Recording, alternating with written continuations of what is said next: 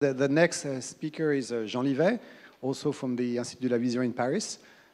Jean, as we see, is working on new genetic technique to label neurons and cells in the brain using a transgenic approach and multicolor techniques. So thanks, Jean. Thank you, Alain. Thank you very much for also the invitation to speak in this great symposium. So I will, as Alain said, talk about the strategies that we have developed recently to try to tackle both the problem of looking at circuits in the retina and also in the brain, and also looking at the development of these circuits. So we can only marvel at the incredible structure of the retinal network with many different types of cells and subtypes of cells that are interconnected in a very complex manner. And a key problem is to really look at the structure of those circuits, but also to understand how they can develop from apparently seemingly progenitors or stem cells in the embryo. So how do these progenitors generate the many different cell types of the mature retinal circuit? And so, and how do they share this task? And so there is lots of questions in the field about progenitor heterogeneity, the regulation of these progenitors, and the distribution of their output. And similarly, regarding connectivity, there are also questions regarding how individual neurons share the task of making the neural networks.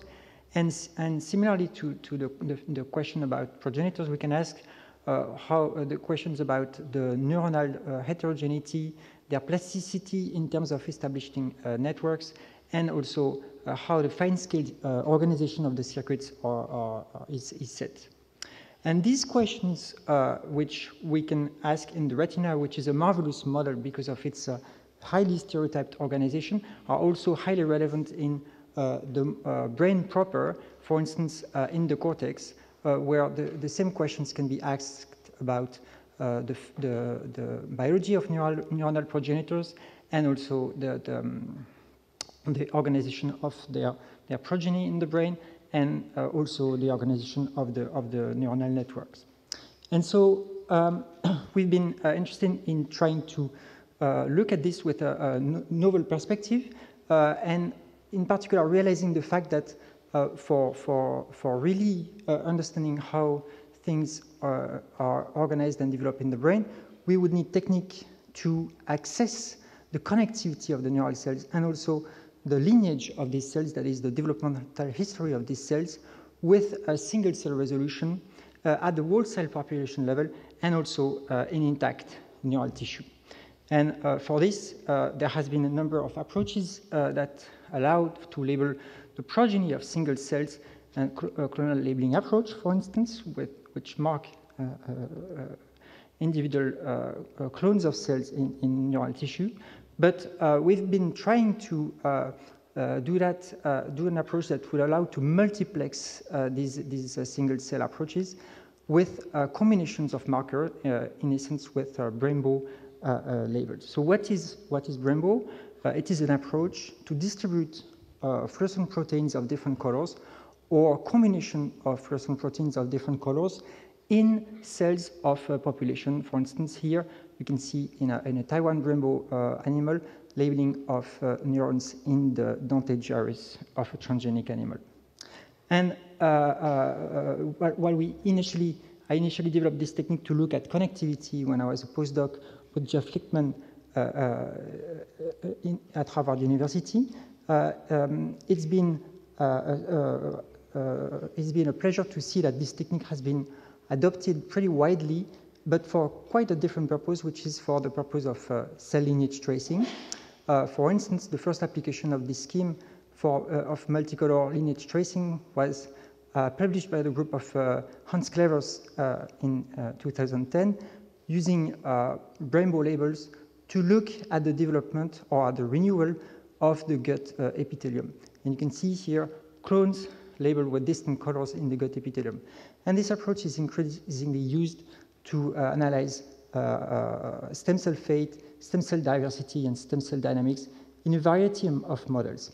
But so far, it hasn't been used too much in the brain, I think, for a technical reason. And for that reason, we decided with my colleague, Karine Houllier, who is here in the room, and also with the help of an engineer, Raphaël Barry, to develop optimized rainbow methods for cell lineage tracing in the nervous system.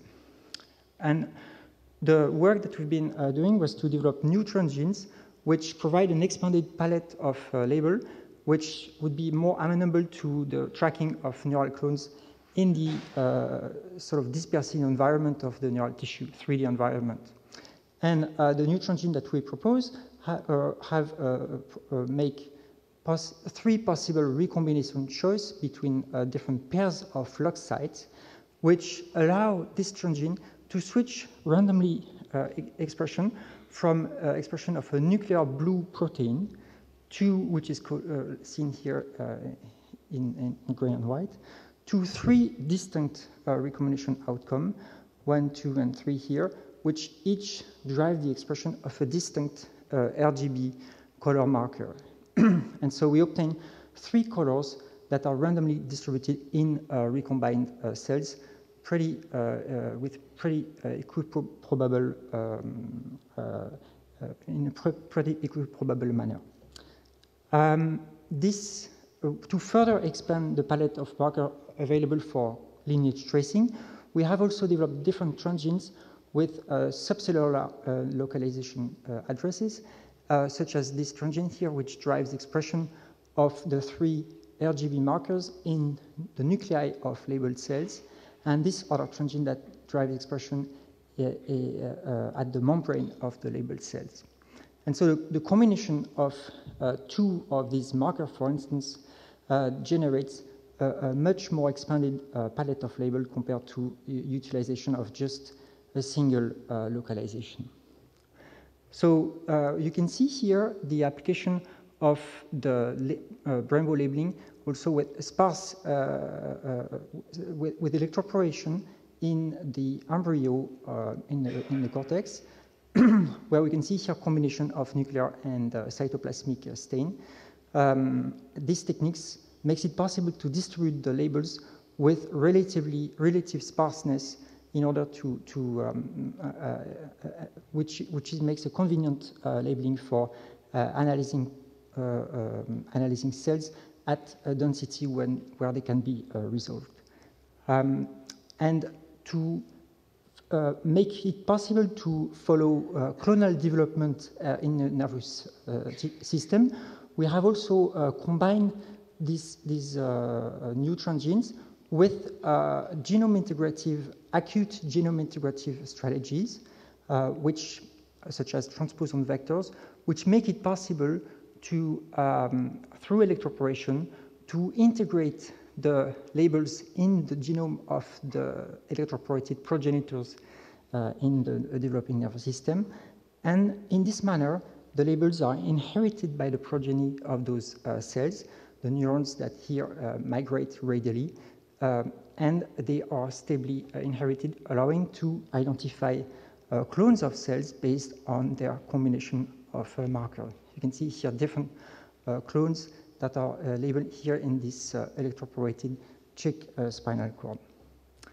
And based on the proportion of color label that the cells expressed, it is then possible to unmix or to separate intermingled clones that express different marker combinations, such as here, and we can sort of decompose a region of the nervous system in different clones with this approach. So then we're of course interested in applying this scheme in the retina, and this has been the work of Raphaël, with also now taken by a PhD student, Frank Morino. And so here our aim is to assay the equivalence and the regulation of retinal progenitors in animal models.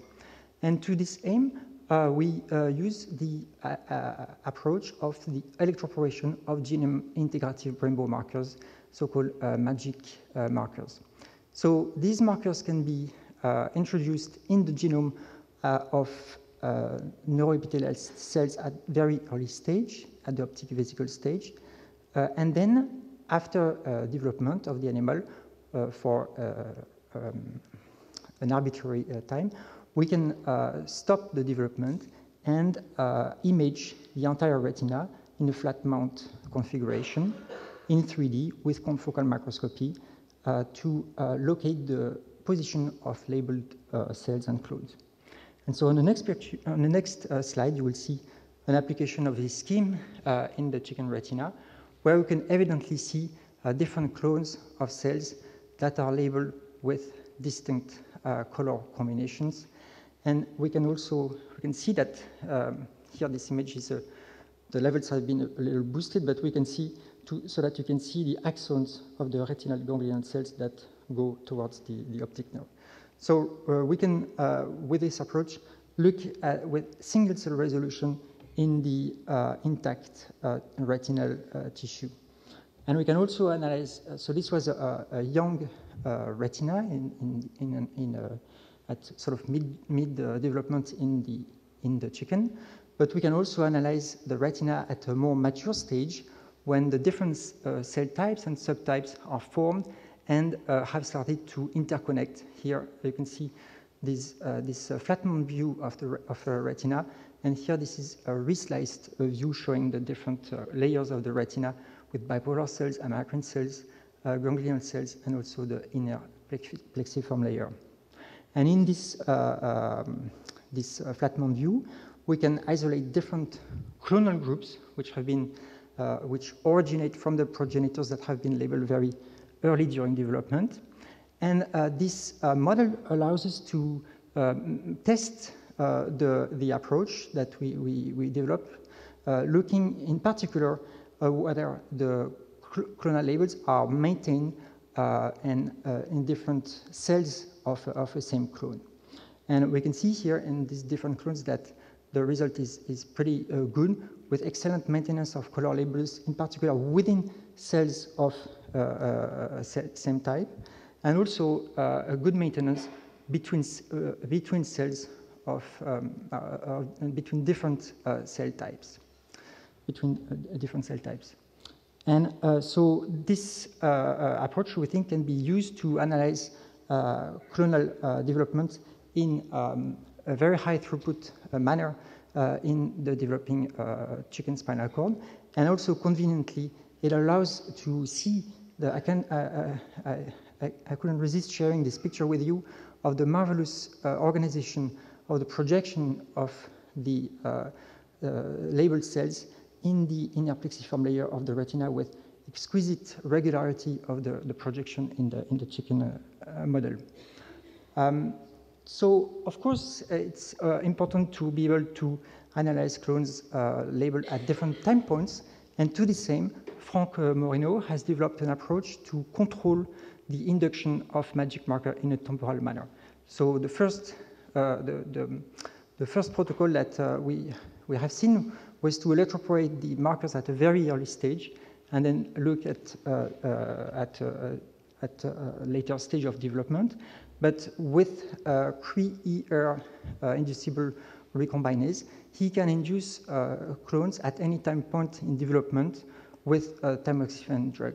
And you can see the result of this labeling here. And on the next slide, you will see a little video where we see in 3D the organization of a portion of the retina with clones marked a little bit at the beginning of the neurogenesis period, where clones, sort of these two sibling clones here, can be labeled with are labeled, and the position of each cell can be analyzed and then identified based on their layer positioning. So these are to give you a glimpse at what Frank is now doing. He's able to analyze the composition of these clones in terms of types, but also to now he's starting to look at the clonal composition of this, the composition of these clones in terms of subtypes, looking both at markers and also at the layer, sub-layer positioning of the dendrites of these cells, which can be analyzed for each individual clone. After the retina, we've also, of course, been interested to transpose the same approach to the mouse cortex, and this has been the work of Karine with the help of talented PhD student Solène Claverel. And our aim here is, as in the retina, to analyze the potentialities of cortical progenitors and their contribution to the pyramidal network and also the glial network, in particular the astrocytes that are generated at a late time point in development. And here there are challenges, which are to label the progenitors that generate these two cell types before they start to generate these cells, and also to image the clones that are labeled entirely in situ in the 3D brain. So to label astrocytes, Solène showed here that it's possible to do that only with electroporation at E13 before the start of astrogenesis in the cortex. And that's a very efficient way of labeling clones of cells in the cortex with here these color markers that are indicative of their lineage. To label the pyramidal cells, however, it is more challenging because these cells are generated earlier in development. And so to target those cells, Karine has developed new lines of mice with general expression of the cytoplasmic and nuclear rainbow transgenes, which she can then cross with tamoxifen-inducible Cree mice, and in this manner, making it possible to label the clones with injection of tamoxifen at a stage when electroporation is not yet possible. Here is a few views of the new mice that Karine generated. You can see here that we have a very general expression of the red, blue, and green label distributed randomly in the neural tissue. Here is a slightly higher magnification view where you can see that the different cell types, neurons, but also astrocytes, and also we think oligodendrocytes can be labeled in these mice. And when by lowering the dose of tamoxifen, Karine manages to individualize clones of neurons, and so we think that this approach is a very efficient way for high-throughput clonal analysis in the developing cortex to look at the development of the pyramidal network. Also, with dense recombination, the mice provide an interesting look at the cytoarchitecture and the interaction of cells in the developing brain. For instance, you can see here different astrocytes lining blood vessels and making that each occupy a different portion of the surface of this blood vessel. So a key challenge is also to image the labeled cells, in particular because cells can extensively disperse in the brain during development. Clonal cells can disperse very much. It is essential to have a way to image the labeled cells with very high resolution so we can identify them precisely and in the intact tissue. And to do this, we have been fortunate to meet and collaborate with a group of Emmanuel Beaurepaire at the Laboratory of Optic and Bioscience at École Polytechnique in Palaiseau, who have developed a very interesting scheme to efficiently excite simultaneously three distinct fluorescent proteins, which are, by chance, exactly the one we use for the rainbow transgene, cyan, yellow, and red fluorescent protein.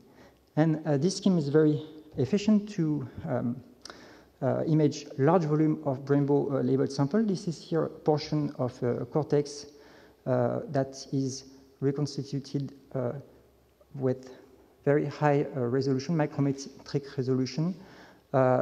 This portion is more about half a millimeter thick, and you can see the very nice morphology and the very nice, the very high resolution of this technique and the sensitivity in each of the three channels that compose the Brembo image. So finally, to finish, after having talked about approaches for cell lineage tracing, I want now to present to you a few of our efforts to look at connectivity. And this is the work of Katie Matteau, a former PhD student who is now in the postdoc in the laboratory of Josh Young at Cold Spring Harbor, with the help of Lamia Abdeladim, who is working with Emmanuel Beaurepaire at Polytechnique. And our idea has been to use color labels to look at a very interesting circuit, which is not in the visual system, but in the auditory system, which is the binaural projection, which is known to make a very large synapse called the calyx of health. And you can see some of those synapses here labeled with Brembo label in transgenic animals. So the Brembo animals had been very useful to look in particular at the convergence of axons in some of those cells here in the medial nucleus of the trapezoid body, which is the name for this nucleus where the binaural axons converge. But we have had difficulty to trace back those axons over a very long distance. And to bypass this problem, Kelly has developed an approach where she used adeno-associated vectors that she injects here in the neurons of interest, and which she shows very efficiently label the projection of those cells in multiple colors. And so this provides us a way to analyze the connectivity in the binaural network. And you can see here a reconstruction that we have made with the group of Emmanuel Beaurepaire of this label network. So here, this is pretty downsampled, but we can visualize here the MNTB here, and the axons that cross the midline toward the MNTB are each labeled here, and we can see that even on this image, which is has very low resolution, we can individualize different individual axons. Here is a higher view of a single optical plane, showing that we can pretty efficiently see the individual synapses in distinct colors here, which is in turn makes it possible to trace those axons over very long distances. These are across the midline over multiple hundreds of micrometers. And you can see here a little movie showing the organization of this network with the topographically organized projection arriving in the MNTB, and then the axons following different courses as they arrive in the MNTB. Finally, this approach for viral multicolor labeling is, I think, quite interesting, not only in the context of the brain, but also in the retina. And in particular, we've been interested with a group of Serge Picot of applying this approach with the challenge that John was one of the challenges that John was mentioning earlier this morning, which is to look at projections of retinal cells in primate or possibly primate explants for analyzing how the foveal projections are organized. And to the same, the viral approach makes a very tempting possibility. And here is the images that has been recently acquired by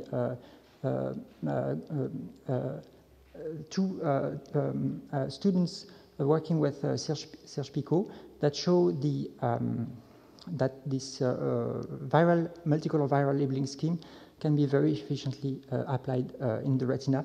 This is the mouse retina here, but you can see here a